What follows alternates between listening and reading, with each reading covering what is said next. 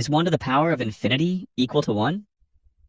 That might seem simple at first, but gets really mind-bending when you think about it. All right, let's start simple. 1 to the power of 1 is 1. 1 squared? Still 1. 1 to the power of pi? Yep, still 1. So, obviously, 1 to the power of infinity should also be 1, right?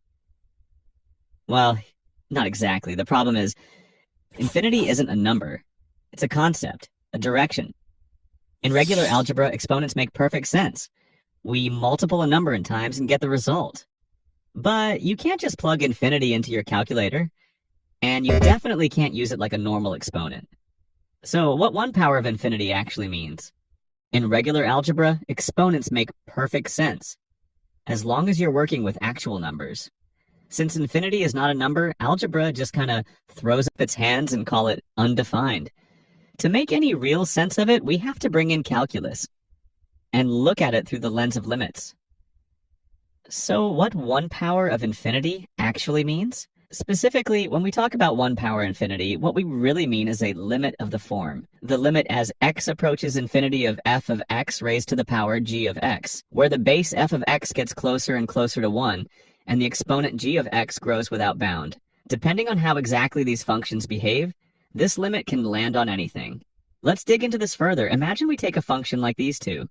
As x gets bigger and bigger, the base is getting closer to 1, and the exponent is growing toward infinity.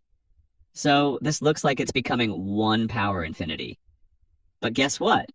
In first function, the limit equals e, which is about 2.718. In second function, the limit is just 1. Same form, totally different results. That's why mathematicians say 1 power infinity is indeterminate, just like other indeterminate forms. Which is a fancy way of saying, this looks like it should have a clear answer, but it doesn't.